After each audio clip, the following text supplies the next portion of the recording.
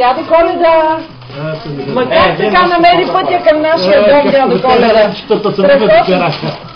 Страхотен си, дядо Коледа! Това стихотворение, което черпиш.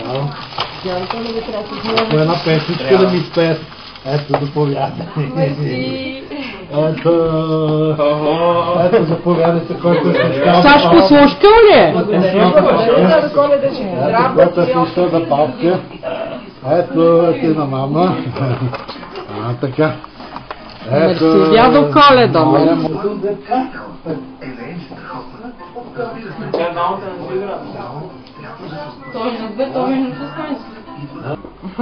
Да, бе, да, шат си Дима! Томчо? Да го при мама, бе!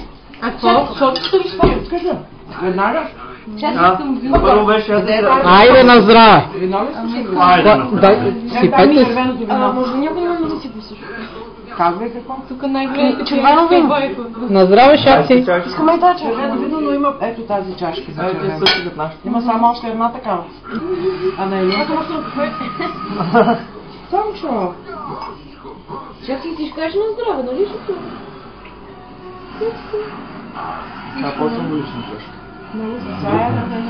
Ние сме на ракийка. На ракийка за сега. Айде, на здраве!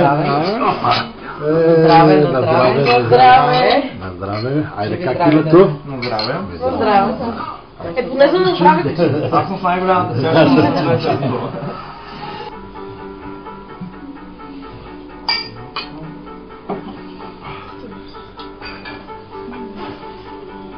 Пак на здраве! Новите гости. Първи, втори, трети. Преброй кой. На здраве! Айде, как името? Здраве, Лика, ако искаш ледете, има още. Една чашка вода. Имаше две такива... Мами, ето има чашка.